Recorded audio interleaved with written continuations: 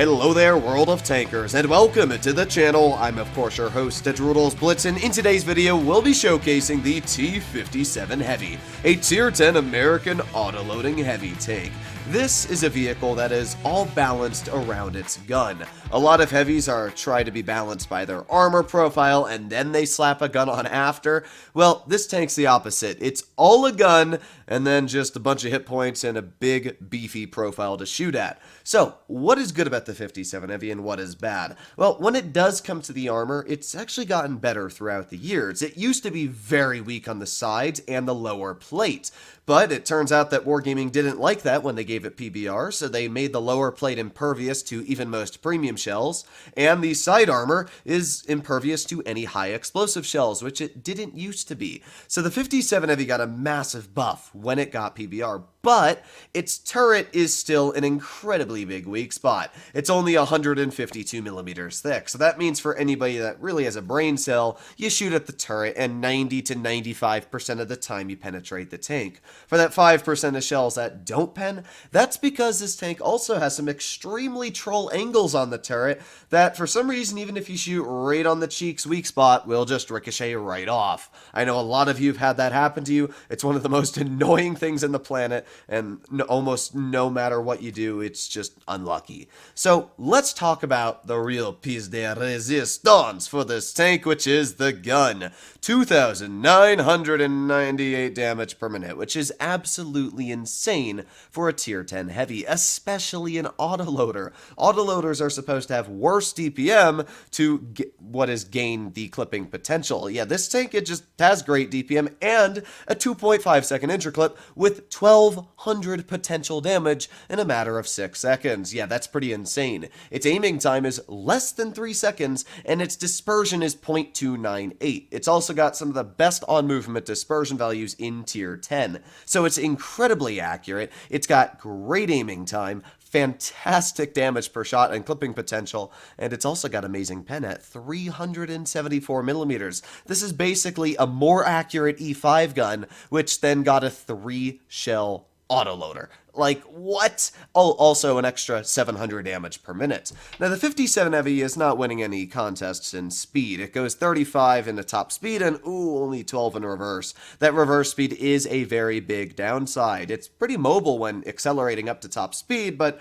once you need to get out of that situation, you may have put yourself in a spot you have bit off more than you can chew. So, let's take a look at the replay that I thought was perfect to showcase why the 57 Heavy is just such a perfect candidate in tier 10 right now. I'm not sure what's going to happen to this vehicle in update 9.1, so I can't really say how this tank will be in a few months, but right now it is in an incredibly powerful spot, and even if this vehicle does get nerfed or buffed, whatever does happen, or it stays the same, I still think it'll be a very, very powerful vehicle. So what does the enemy team have? In form of autoloaders, they have a 50B and a T57 Heavy. In form of tank destroyers, they got a 183, a grill, and a T124. And in form of mediums, they only have one, which is a 4202, although I guess you could kind of count the 50B as a medium as well, but we also only have one medium, as in the form of a Leopard 1.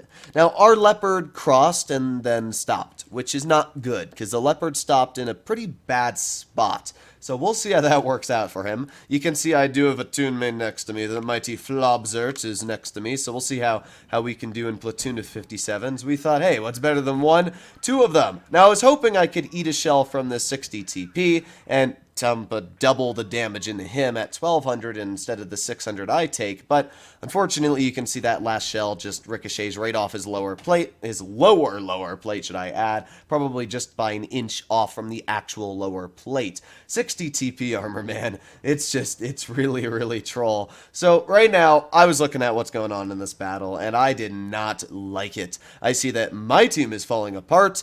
Yeah, there goes all of my 268 version 4's hit point pool, as you can see. My E100 is not going to be much help in that situation, so I told Flossie, let's flank, let's go around to the side, and yeah, see what we can do, and whoa, yeah, that's what I'm talking about. 1, 2, and 3 shells into the 50, or not the 50, we got 3 shells out of our 57 Heavy into the 183, and there goes Flossie, 1 easy shell in, and A 2, did bleed to 1,000 health, but you know what? It's 100% worth it. Being able to clear what is the 183, probably one of the most fearsome opponents against a vehicle like this, not a bad deal at all. And here we go, Grill aims at me, ooh, hits my track. I don't really know why the guy was shooting at my track, but I will take any bounce I can get with this vehicle because that gave me the opportunity to dump 800 unforgiving hit points back into that Grill 15. So we've blocked one shell this game, dealt 3,000 damage already,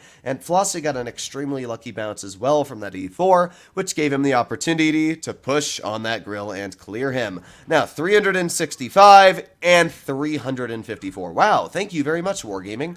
Because of that unlucky low roll, we got hit by the E4 for 774 hit points. Isn't my luck just so bad sometimes? Yeah, I mean, I guess we got the bounce from the Grill, but Wargaming made sure to even it back out by 2 massive low rolls on that 50B.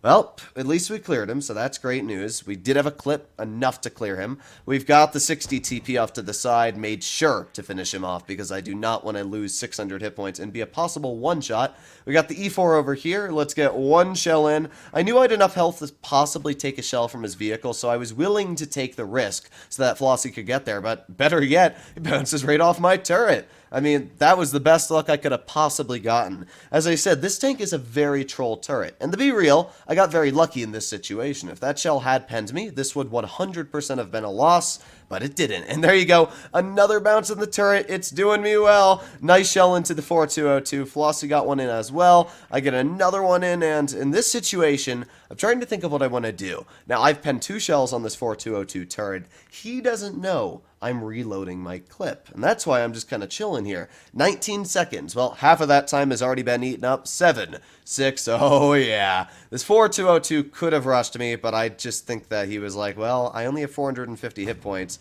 and it's possible I might be killed. But you can see I even loaded heat shells just to make sure I could confirm these shots.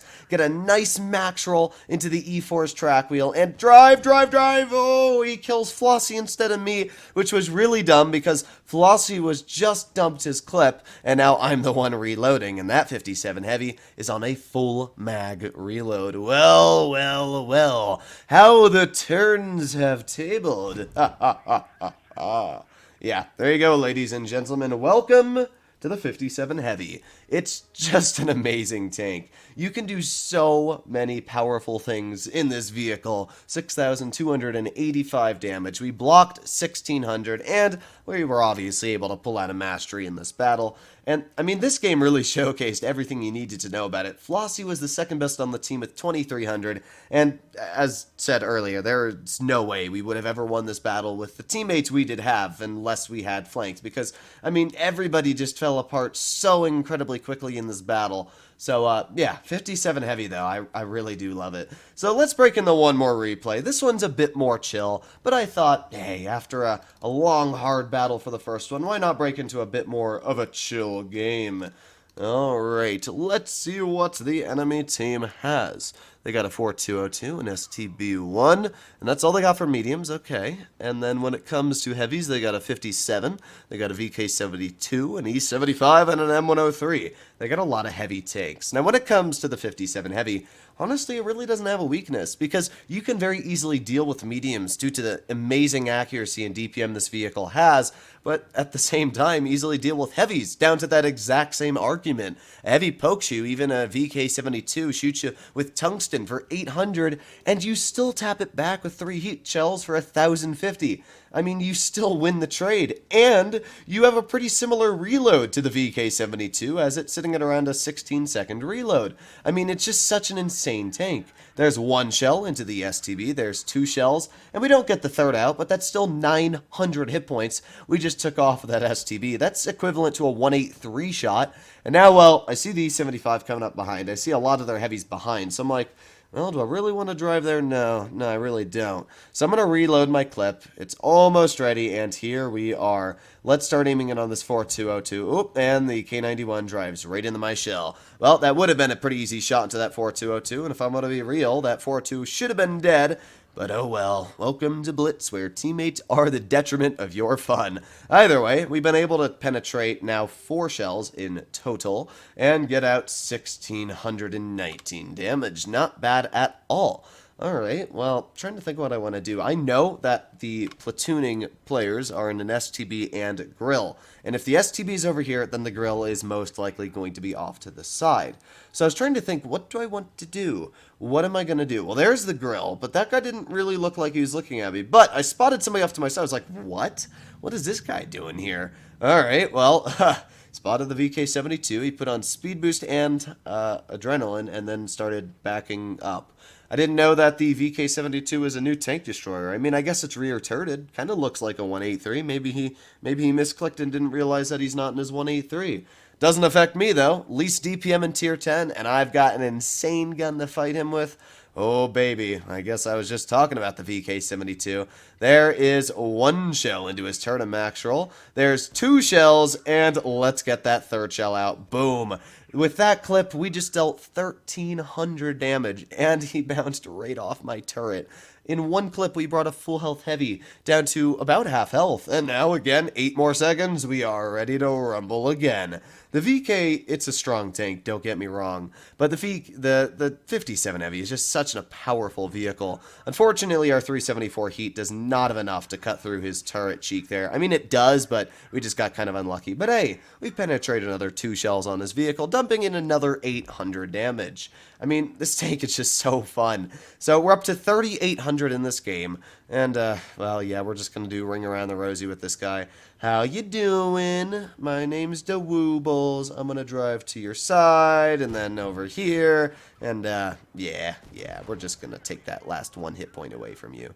Hopefully, you enjoyed today's video. This is just an amazing tank, and, if you haven't played it, I would highly suggest you do before it does probably get changed in 9.1 to experience the 57 Heavy right now. But hopefully you enjoyed today's video, and I'll be seeing you in the next one. Bye-bye!